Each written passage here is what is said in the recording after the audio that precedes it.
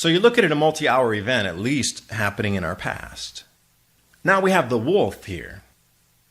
Now the metabolic rate of a wolf is far faster than what we find in a mastodon. But again, what they're finding in the stomach here is amazing. This thing had just eaten rodents, and they were still undigested.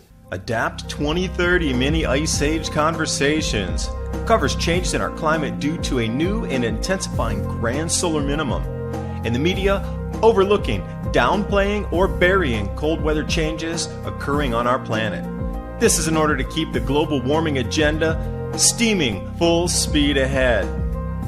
I do this podcast and radio program because we need to begin conversations on how to adapt our food growing strategies long before 2030 as agricultural zones shift, affecting global crop output. But very few mainstream media outlets are talking about the most important issue of our time: cold weather crop losses. Our sun is going through a 400-year cycle, which has effects on our weather patterns as our magnetosphere weakens and the jet streams go out of flow. It's not CO2, it's not you, it's the sun. Are you ready to thrive in the grand solar minimum? Then join me for Mini Ice Age Conversations. I'm your host, David Dubine. See, it's back to this: if you don't believe 100% what the narrative says or what the experts, quote unquote, say, I'm saying it's from the sun. We're getting massive crop losses, just as forecast. Yet it doesn't kowtow 100% to the 97% of scientists believe it's CO2. Now, what's most interesting is Al Gore lands in Australia to give advice on climate change. All the while, they're getting record snow and the coldest in 50 years right when he lands. But you know what he says? See, this proves global warming. Oh, no, sorry, climate change. Oh, wait, sorry, wrong word again. Climate extremes. I forgot even what to call it. They change it so many times. He says, this proves climate extremes because it's so cold. Remember, we told you that it was going to get record cold and record snow back in the 90s when we said global warming. Oh, wait, we had to change it, climate change. Record cold was expected during global warming. You remember we told you that? No, Al, I don't. You never said that. You said my children would never know what snow was. And then you land in a record snowstorm with record cold in Australia and have the audacity to get off the plane and go, look at all this record cold and snow. It proves climate change. You know, with the cosmic rays increasing, you're going to be looking for this increased volcanic activity. And this has been talked about from John Casey to Willie Soon, Ben, Suspicious Observers, and everybody in between always talks about the increases in volcanic activity based on cosmic ray increases. That's just a well-known. I mean, this is established science, truly. Like, you go out there, there's hundreds and hundreds of peer-reviewed research papers talking about cosmic rays. What they do is excite, or they cause bubbling inside silica-rich, glass, silica-rich magma chambers. So remember, the magma of our Earth it's not all the same. Under every volcano, that magma is not the same for every one. It's composed of different minerals inside the magma. Some of them have more of X, some of them have more Y, some of them have more Z, whatever it is. But the mineral constituents and combinations inside the magma, in some of these oozing volcanoes, that's way different than the explosive volcanoes. You know, there's a difference in the magma. This is a very targeted, very specific type of magma that these cosmic rays affect. It is silica-rich. Indonesia would be a good example. Mexico is another good example. A lot of places in South America have this type of magma chamber, silica. A lot of places equatorial, Papua New Guinea, Indonesia bring to mind another few places that have silica-rich magma chambers that are well-known, studied. The increase in volcanic activity is going to be, well, I would say it's going to add into the overall effect. If we're already having cooling conditions and ongoing eruptions, plural, more ash up in the atmosphere, it's definitely going to create some albedo effect and cooler conditions.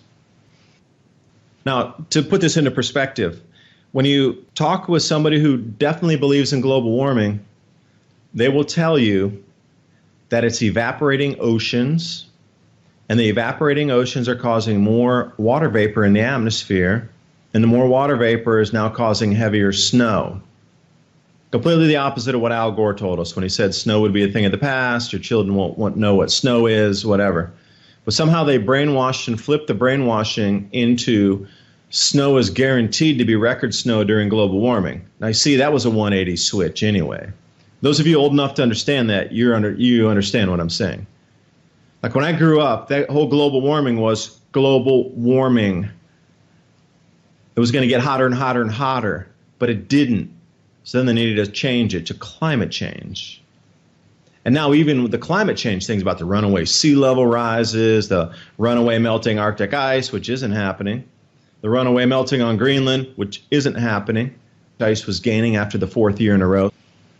Now they rebranded it as climate extremes, climate extremism, climate extreme. That's a new keyword you need to use, apparently from the BBC.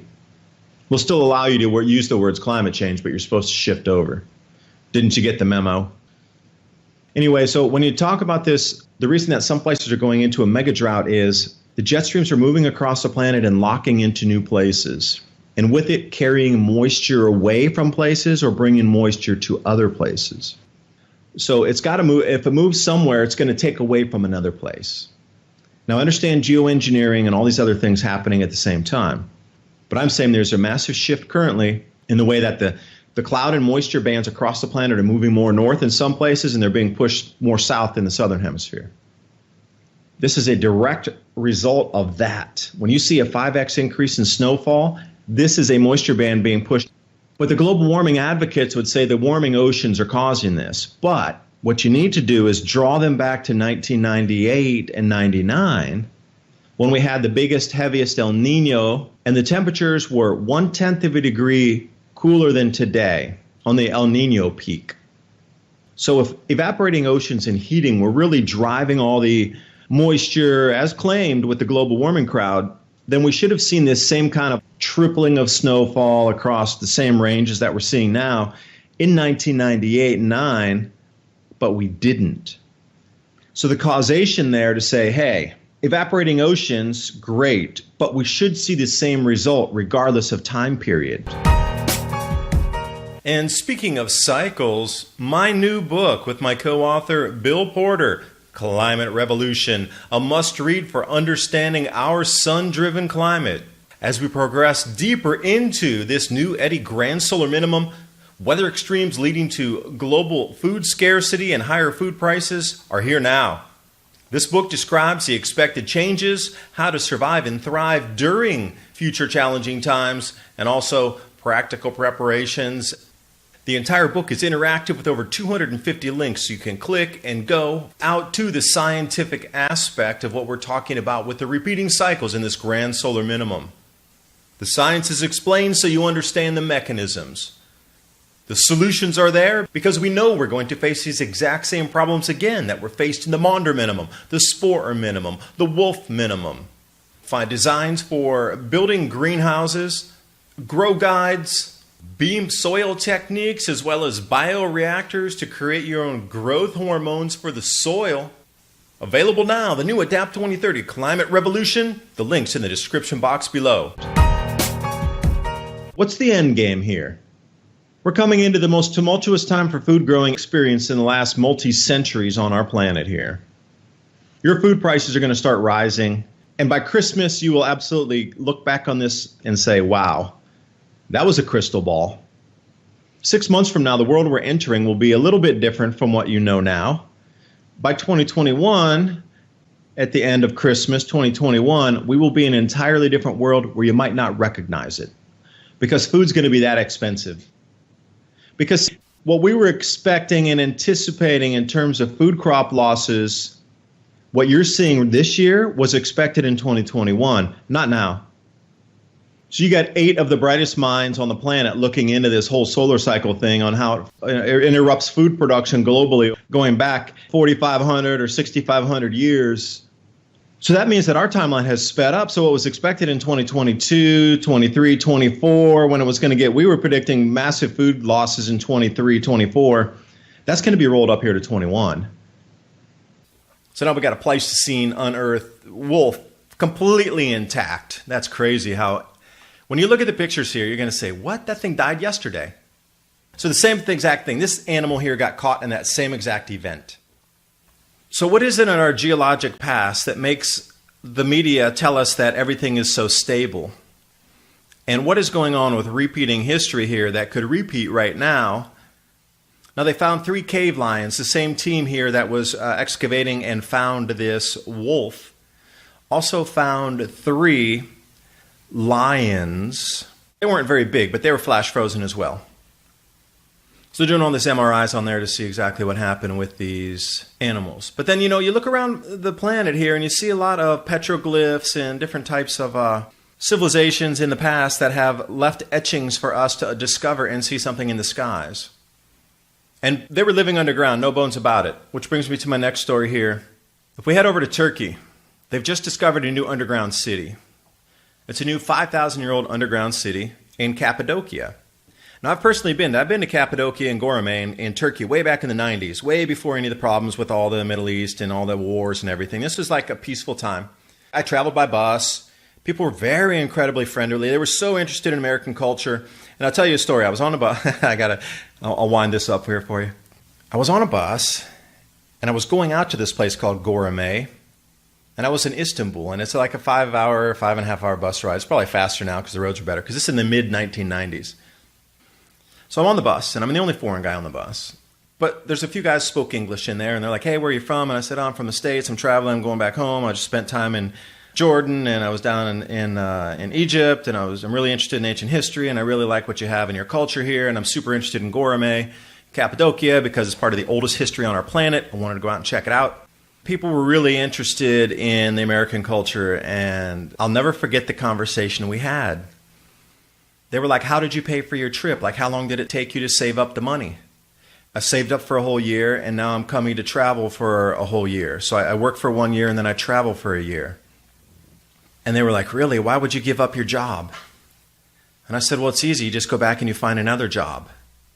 And they were dumbfounded, like, what? It's so difficult to find work here. When you get a job, you hold that thing so tight you never let go. And you're talking about just giving up a job and whooshing around the planet and then coming back and getting another job. Like, for them, that blew their mind that it was so easy to find work. But then secondly, one guy was really into cars. He didn't speak any English, but he was translating through his friend. He's super into cars. He wanted to buy a car. He's like, man, I have a car. It's like the whip, here in Turkey. You got a car. You got it made, man. So we were talking about cars, and I said, yeah, you know what? Part of my money is because I sold my car, too, to get some money to travel. So then the guy's like, you sold your car? Oh, my gosh, you're never getting another car. And I go, no, same thing, man. I'll just rock back in, and as soon as I get another job, I'll get another car. And this guy just fell on the floor like, what? It takes us like half a lifetime to get enough money to buy a car.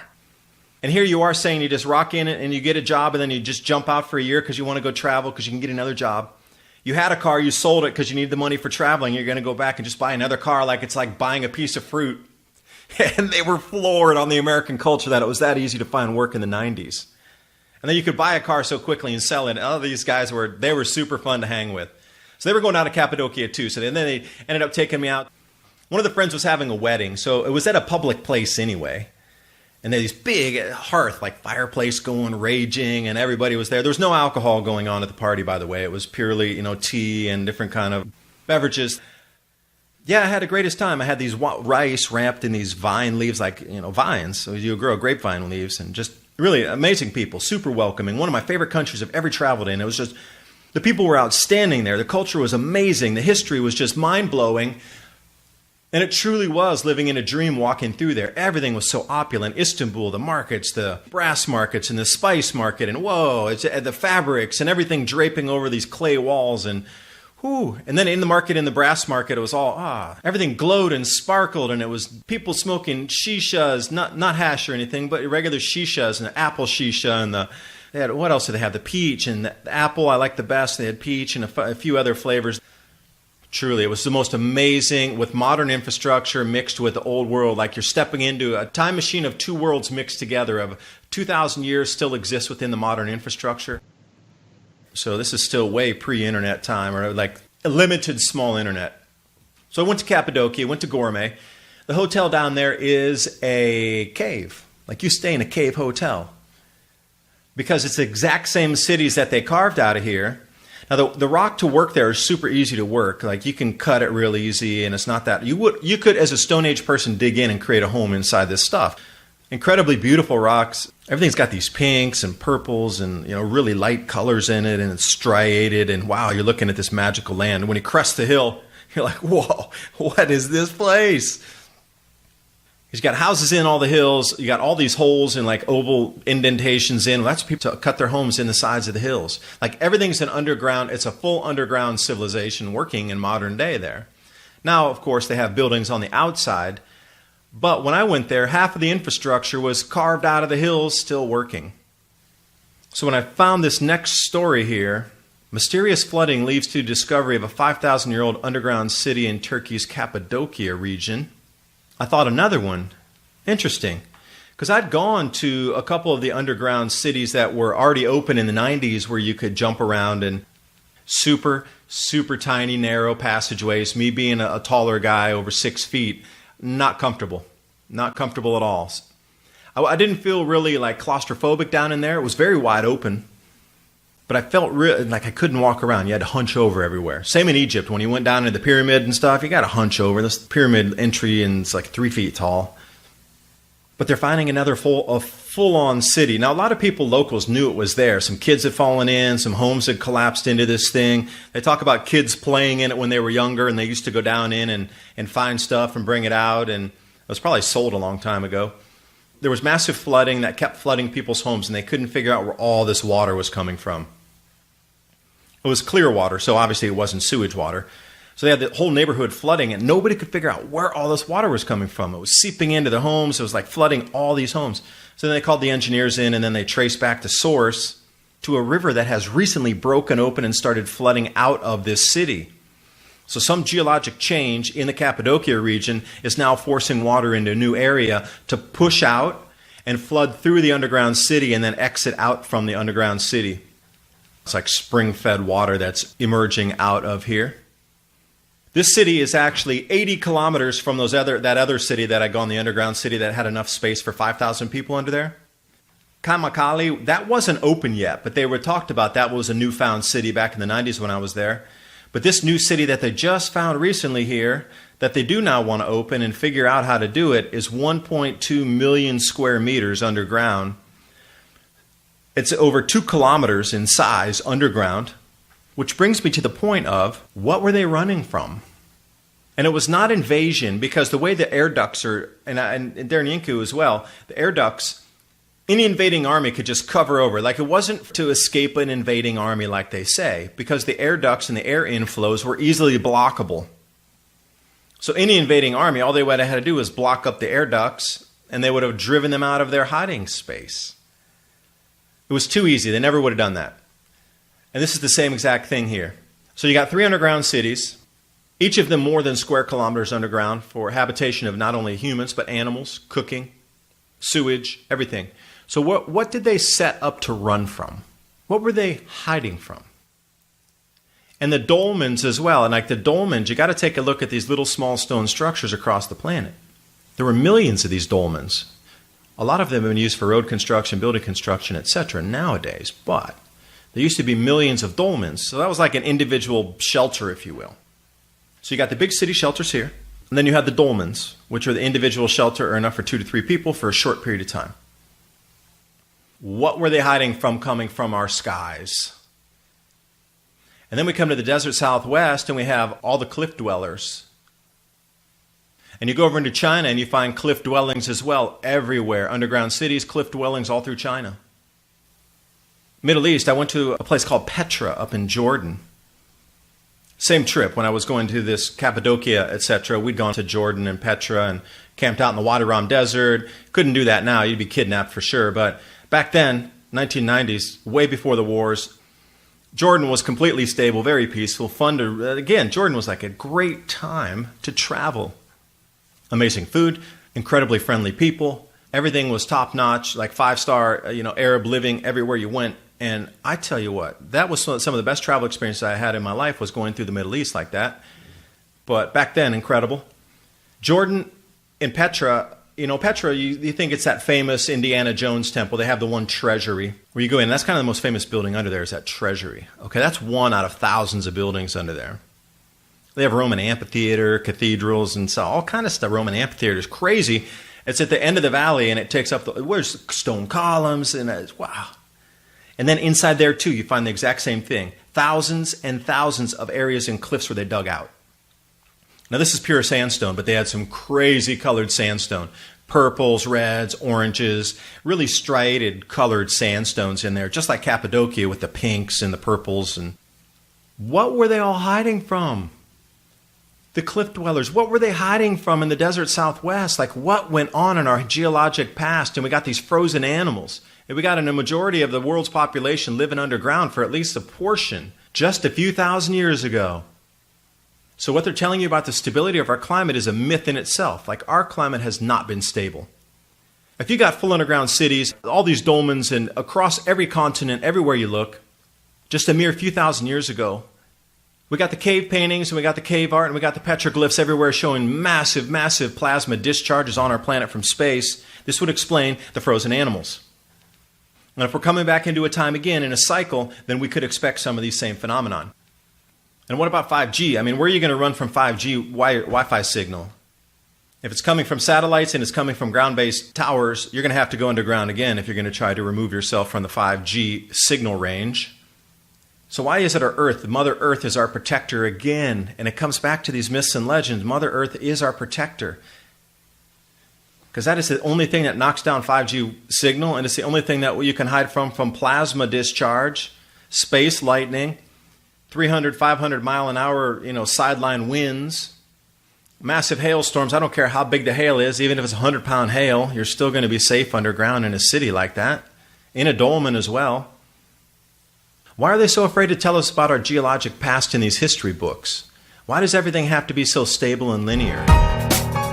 TrueLeafMarket.com. I really want to talk about growing your own food, which will be a necessity moving forward.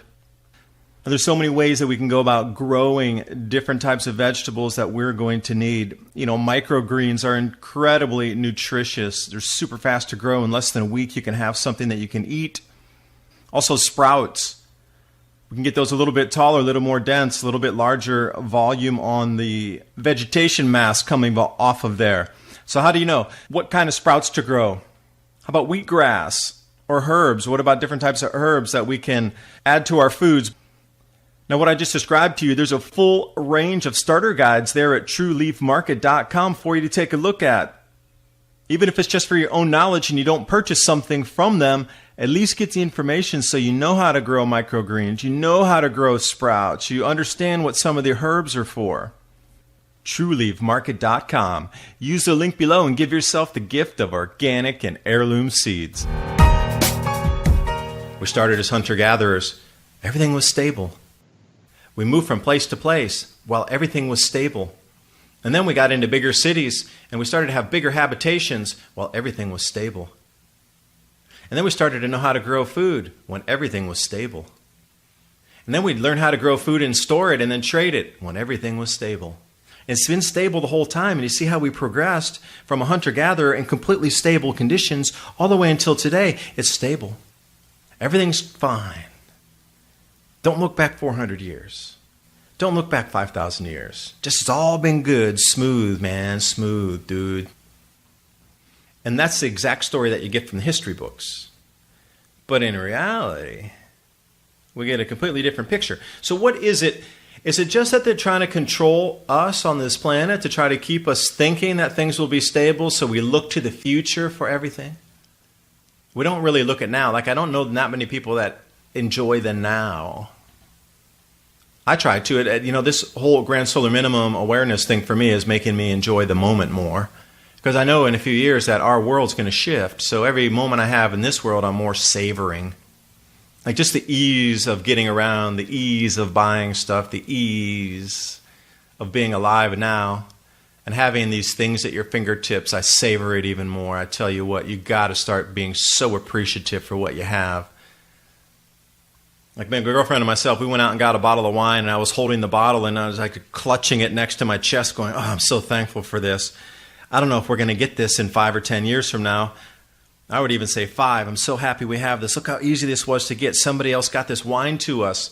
Like in the future, we're going to have to grow it ourselves, put it in our own oak barrels and try to do it ourselves, even if we have the skill to get an oak barrel. But what if we're using the time to try to grow food so we can stay alive?